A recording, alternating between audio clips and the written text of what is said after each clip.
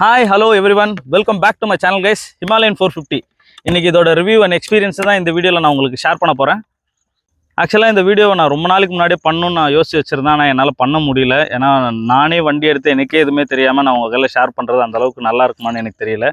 So அதனால் இப்போது நான் ஆக்சுவலாக இந்த வண்டியை ஒரு 5000 கிலோமீட்டர் கிளாக் பண்ணியிருக்கேன். ஸோ ஐ காட் கொஞ்சம் சின்ன எக்ஸ்பீரியன்ஸ் எனக்கு இந்த வண்டியில் கிடச்சிருக்குன்னு நம்புகிறேன். ஸோ அதை உங்கள்கிட்ட வண்டி எடுத்ததில் ஃப்ரம் தி பிகினிங்லேருந்து வண்டி டெலிவரி எடுத்ததுலேருந்து டில் டுடே வரையும் நான் உங்களுக்கு எல்லாமே எனக்கு கிடச்ச எக்ஸ்பீரியன்ஸை நான் உங்கள் கையில் ஷேர் பண்ணலான்னு இருக்கேன். ஆக்சுவலாக வண்டி எடுத்தது பார்த்திங்கன்னா நான் ஜூன் மந்த் எடுத்தேன். ஜூன் மந்த் எடுத்து இன்றைக்கி ஆல்மோஸ்ட் ஒரு 5 months ஆகிடுச்சு. இப்போ ஒரு 5000 கிலோமீட்டர்ஸ் ஓட்டியிருக்கேன். என்னோடய வண்டி எடுத்த எக்ஸ்பீரியன்ஸ் பார்த்திங்கன்னா ஆக்சுவலாக நான் நிறையா வண்டி எடுக்கிறது இதுக்கு முன்னாடி நிறையா வண்டி யோசிச்சு வச்சுருந்தேன். நான் இன்டர்செப்டர் தான் யோசிச்சு வச்சுருந்தேன். இன்டர்செப்டரில் பார்த்தா யூஎஸ்டி ஃபோக்ஸ் இல்லை, பட் மைலேஜ் இஷ்யூ. நான் எங்கேயாவது ஆக்சுவலாக என் ஃப்ரெண்டு வச்சுருக்கான், அவன் எனக்கு ரெக்கமெண்ட் பண்ணது என்னென்னா இன்டர்செப்டார் போகாத, பெட்ரோல் காஸ்ட் ஹெவியாக இருக்கும், உனக்கு மைலேஜ் அந்த அளவுக்கு இருக்காது. டூர் பண்ணும்போது நீ டூர் பண்ணுன்ற பர்பஸுக்கு தான் இன்டர்செப்டார் போகிறேன்னா டூர் பண்ணும்போது உனக்கு பட்ஜெட் பயங்கரமாக எகிரும். பட் ஆனால் உனக்கு வேறு ஏதாவது சிங்கிள் சிலிண்டர் பாரு அப்படின்ற மாதிரி எனக்கு சொன்னால். தென் பை தி வே எனக்கு ஹிமாலயன் மேலே ரொம்ப நாளாக ஆசை இருந்தது. பட் ஆனால் எனக்கு ஒரு பயம், சின்ன பயம். என்னடானா டியூ டு மை ஹைட்டுக்காக நான் பயந்தேன் இந்த வண்டிக்கு. என்னோடய ஹைட் பார்த்திங்கன்னா 5.4 இருக்கிறவங்க ஹிமாலயன் எடுக்கலாமான்றது நிறைய பேருக்கு உங்களுக்குள்ள ஒரு டவுட் இருக்கும். கண்டிப்பாக எடுக்கலாம், ஈஸியாக தான் இருக்குது ஹேண்டில் பண்ணுறதுக்கு. பட் ஆனால் அதுக்கு முன்னாடி வந்து பார்த்திங்கன்னா நீங்கள் நார்மலாக ஸ்டாக் வண்டி வந்ததுன்னா ஸ்டாக் வண்டி உங்களால் ஹேண்டில் பண்ண முடியாது. நான் நிறைய விஷயங்கள் வந்து வண்டி வரும்போதே மாடிஃபைட் பண்ணி தான் வர வச்சுருந்தேன், ஆல்ட்ரு பண்ணி தான் பண்ணது. என்னென்னடான்னு பார்த்தீங்கன்னா ஷீட்டு தாங்க. ஷீட்டு அதுக்கு முன்னாடி நான் R15 வச்சுருந்தேன். சரி, நான் அப்கிரேட் ஆகும்போது எனக்கு ஃபஸ்ட் ஆஃப் ஆல் நான் ஷீட் ஹைட்டை தான் நான் யோசிக்கணும். அப்புறம் தான் எனக்கு கடைசியாக ஹிமாலயன் அவங்களே ராயல் என்ஃபீல்டு அவங்க வந்து லோ ரைட் ஷீட்டை ஆஃபர் பண்ணுறாங்கன்னு எனக்கு தெரிய வந்தது. தென் நான் சரி அதே வண்டி வாங்கும் போதே அந்த லோ ரைட்டர் ஷீட்டை ஆர்டர் பண்ணி வாங்கினேன். இது பார்த்திங்கன்னா 810 தான், 810 to 825. எனக்கு 810 ரொம்ப கன்வீனியண்ட்டாக இருக்குது, ரொம்ப சூப்பராக இருக்குது. வண்டியோட டெலிவரி எப்படி எனக்கு இருந்தது, டெலிவரி எக்ஸ்பீரியன்ஸ் ஃபஸ்ட் நான் உங்ககிட்ட ஷேர் பண்ணிக்கிறேன். டெலிவரி பார்த்திங்கன்னா நான் வண்டி ஆர்டர் பண்ணி எனக்கு கரெக்டாக மே மந்த் ஆர்டர் பண்ணி எனக்கு ஜூனில் வண்டி கிடச்சிருச்சு. ஜூன் ஸ்டார்டிங்லேயே கிடச்சிருச்சு. மே 9th ஆர்டர் பண்ணேன், எனக்கு ஜூன் 1 வண்டி வந்துடுச்சு. நான் ஜூன் 2 டெலிவரி எடுத்துட்டேன். டெலிவரி நல்லா தான் இருந்துச்சு, நல்லா தான் பண்ணாங்க.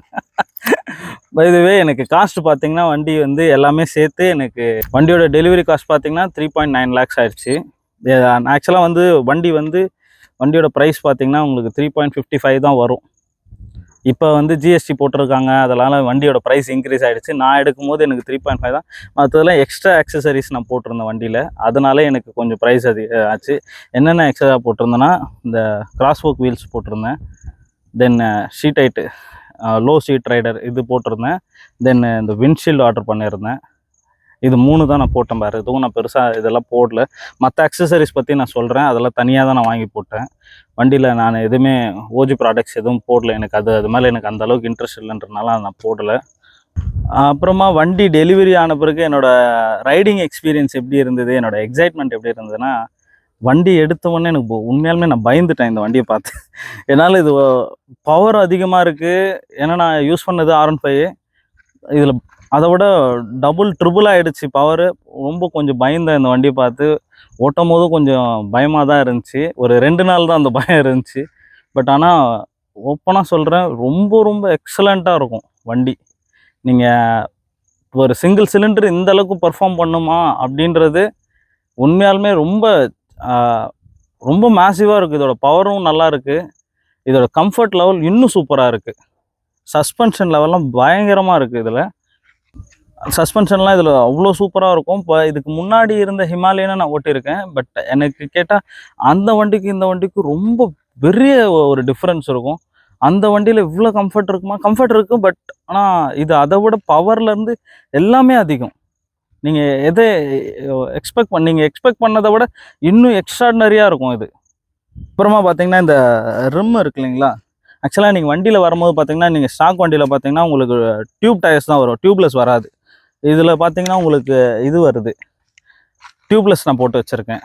Cross work wheels. இது ஆல்மோஸ்ட் எனக்கு காஸ்ட் வந்து பார்த்தீங்கன்னா ஒரு 12,000 வந்துச்சு. இப்போ 40,000 ஆக்கிட்டாங்களாம் இது.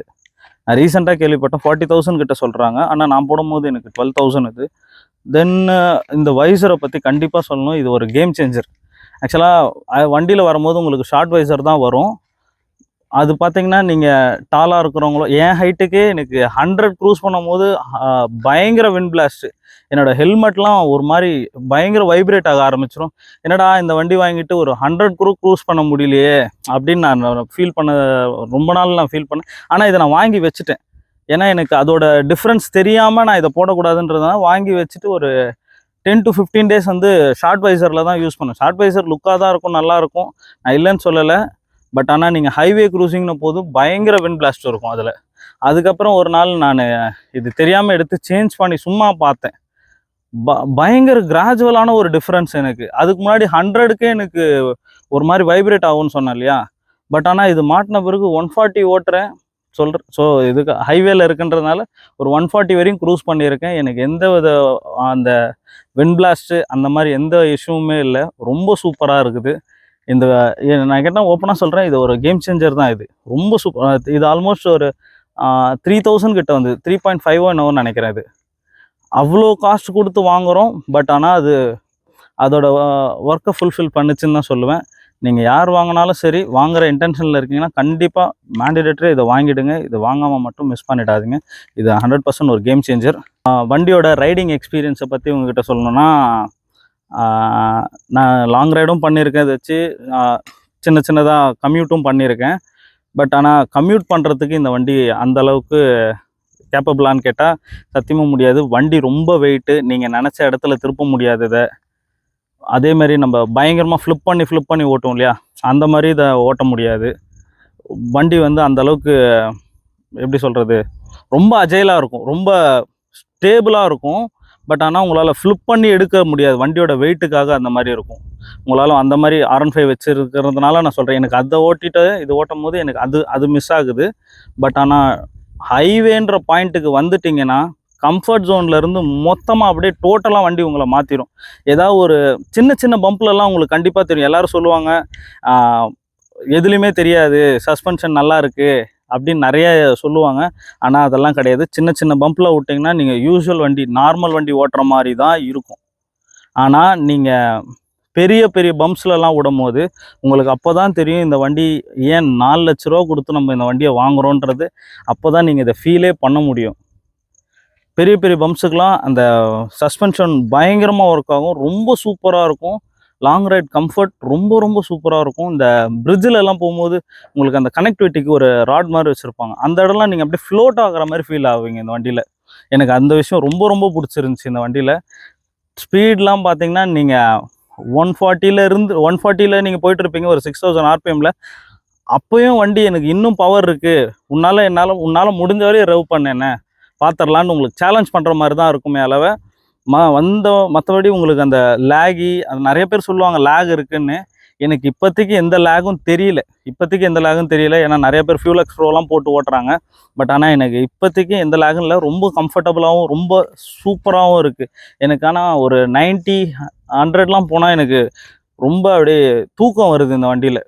ஏன்னா பயங்கர கம்ஃபர்ட் ஜோனுக்கு போயிடுறோன்றதுனால தூக்கம் வந்துடுது.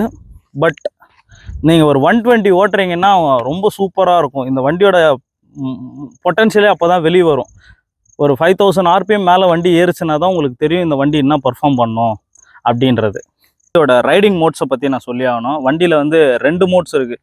ஒன்று பர்ஃபார்மன்ஸ் மோடு, இன்னொன்று ஈக்கோ மோடு. வெயில் அதிகமாக இருக்குது, ஸோ அதனால் கொஞ்சம் கண்ணு சுருக்கி தான் பேசுவேன், ப்ளீஸ் தப்பாக நினச்சிக்காதீங்க.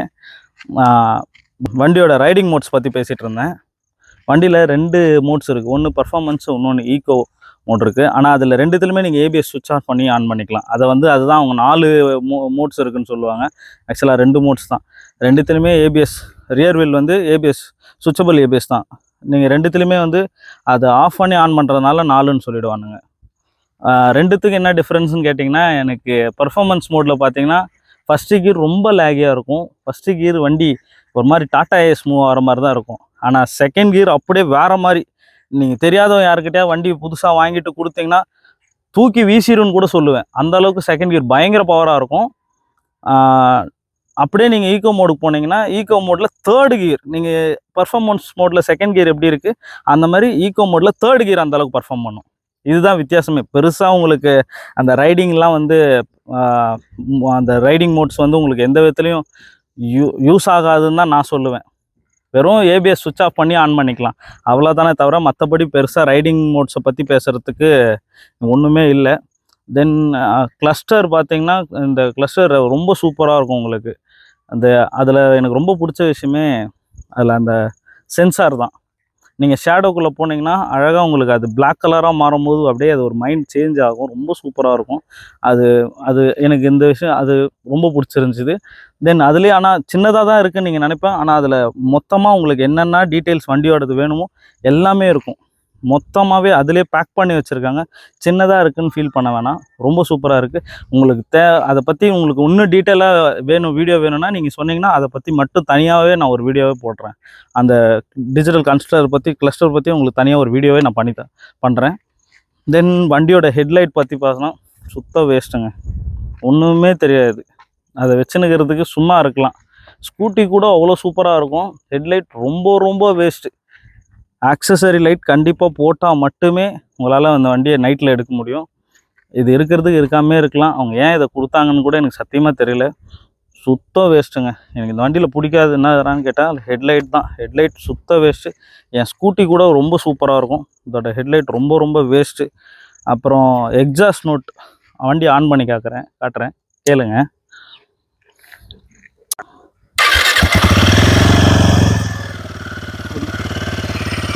இதுதான் வந்து வண்டியோட ஐட்லிங் நோட்டு, இப்படி தான் இருக்கும்.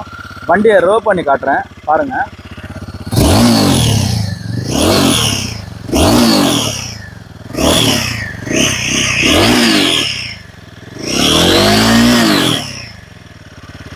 நோட்டை கேட்டிருப்பீங்க.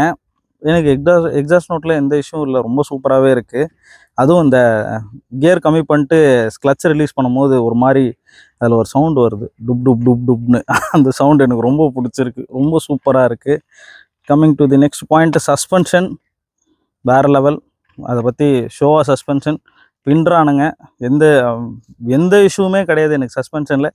கேடிஎம் அட்வென்ச்சரில் பார்த்தீங்கன்னா உங்களுக்கு ப்ரீலோடட் சஸ்பென்ஷன் வரும், அட்ஜஸ்டபிள். பட் அதை விட எனக்கு இது ரொம்ப சூப்பராக இருக்குன்னு சொல்லுவேன். இது அட்ஜஸ்டபிள்லாம் கிடையாது. எதுக்கு அது கூட கம்பேர் பண்ணுறேன்னா, இதுக்கு அட்ஜஸ்டபிள்ஸ் கிடையாது. பட் ஈவன் தோ அதோட பர்பஸை அது பயங்கரமாக ஃபுல்ஃபில் பண்ணுது. அதை பற்றி நீங்கள் எந்த டவுட்டுமே வேணாம்.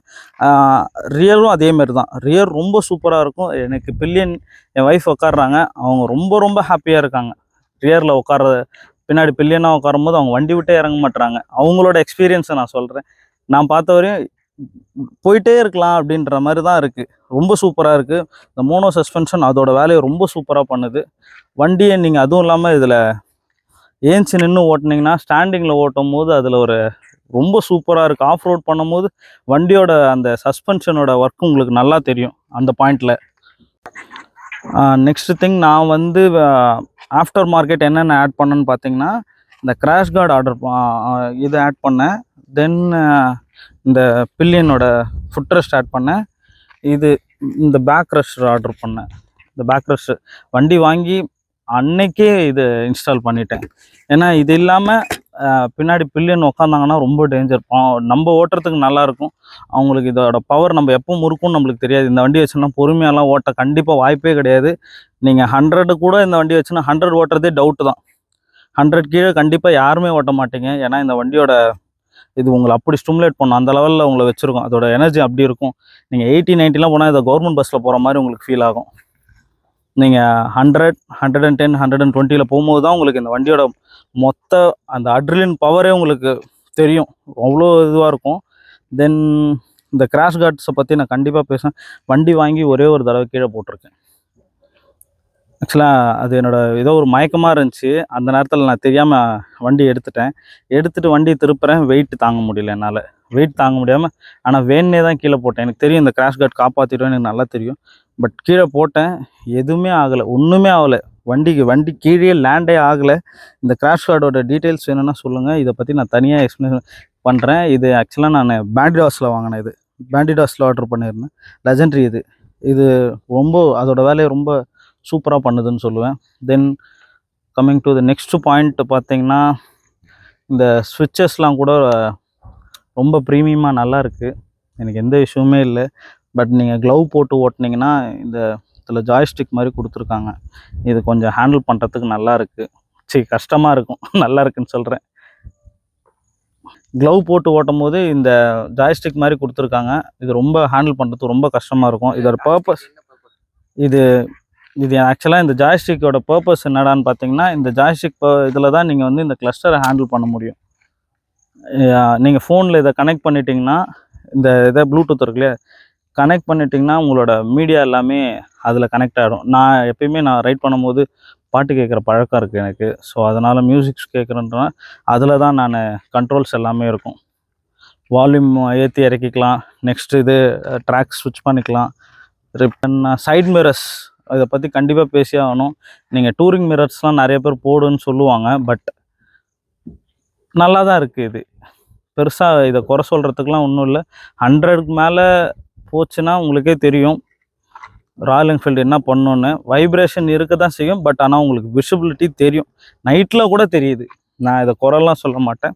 100% சூப்பராக இருக்குது. Then coming to the tail light, இது எல்லாருமே உடஞ்சிருன்னு சொல்லுவாங்க. பட் ஆனால் அது அந்த மாதிரிலாம் கிடையாது. நல்லா ஸ்டிஃபாக தான் இருக்குது. இண்டிகேட்டர்ஸ் மாதிரிலாம் தெரியல எனக்கு. நல்லா அதோட டெயில் லைட் அதோட வேலையை நல்லா பண்ணுது. அதுவும் சூப்பராகவே இருக்குது. தென் வேறு ஏதாவது விட்டுட்டேன்னா, வண்டியோட பார்ட்ஸ் எல்லாமே எனக்கு தெரிஞ்சது நான் ஷேர் பண்ணிட்டேன்.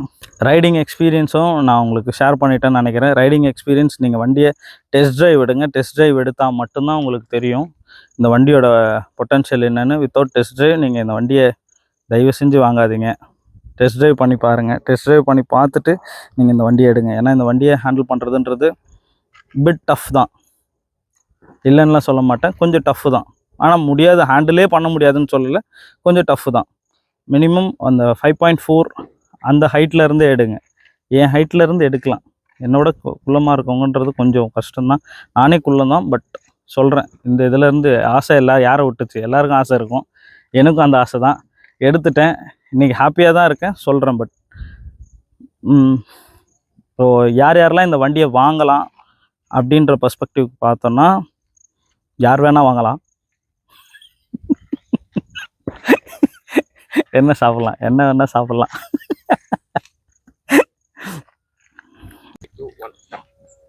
யாரெல்லாம் இந்த வண்டியை வாங்கலாம். உங்களுக்கு ரைடிங் ரொம்ப பிடிக்கும், நான் நிறைய இடத்த சுற்றி பார்ப்பேன், எனக்கு ரோடு இல்லைனாலும் எது இல்லைனாலும் நான் அந்த இடத்துக்கு போய் பார்க்கணுன்னு ஆசைப்பட்றேன், அப்படிப்பட்ட ஆளுங்க தாராளமாக இந்த வண்டியை எடுக்கலாம். எனக்கு ஆக்சுவலாக நீங்கள் ஹைவேஸை விட எனக்கு ஆஃப் ரோட் தான் இந்த வண்டியில் ஓட்ட ரொம்ப பிடிச்சிருக்கு. ஆஃப் ரோடெலாம் ரொம்ப சூப்பராக இருக்குது. ரொம்ப ஜாலியாக நான் என்ஜாய் பண்ணி, ரொம்ப ஃபன்னான மிஷின் இது. நான் சொல்லும் போதே உங்களுக்கு தெரியும் நான் எவ்வளோ இதுவாக சொல்கிறேன்னு. ரொம்ப ஃபன்னான மிஷின் இது. ரொம்ப ஃபன்னாக இருக்குது. ஹைவேஸ்லேயும் சரி, ஆஸ் வெல் அஸ் ஆஃப் ரோட்லேயும் சரி, ரொம்ப சூப்பரான ஒரு மிஷின். நீங்கள் அந்த மாதிரி டைப்பாக இருந்தால், வண்டி உங்களுக்கு பைக் மேலே ரொம்ப இது இருக்குது அப்படின்னு நம்ம பெர்ஸ்பெக்டிவில் பார்க்குறீங்கன்னா, மணி டசன்ட் மேட்டர்ஸ் அப்படின்னு ஃபீல் பண்ணால் you can go for it. Mileage பற்றி உங்ககிட்ட கண்டிப்பாக சொல்லியே ஆகணும். நான் மைலேஜ் தான் நீங்கள் எல்லாருமே கேட்டுட்ருப்பீங்க, எவ்வளோ தாண்டா மைலேஜ் தருது? எனக்கு இந்த வண்டி 23யும் கொடுத்துருக்கு, 32வும் கொடுத்துருக்கு. இப்படியும் கொடுத்துருக்கு, அப்படியும் கொடுத்துருக்கு. ரெண்டுமே நம்ம ஓட்டுற விதம் தான். நம்ம எப்படி இந்த வண்டியை ட்ரைவ் பண்ணுறோன்றது தான் இது நம்மளுக்கு கொடுக்கும். நீங்கள் ரொம்ப ஹார்ஷாக ட்ரைவ் பண்ணிங்கன்னா 23யும் வருது. இல்லை நான் ஒரு அப்படியே 110லேயே வச்சுருப்பேன்னா 30. தாராளமாக 32ன்றது எல்லாருக்குமே வருமானு எனக்கு தெரியாது. 30 கண்டிப்பாக வரும்.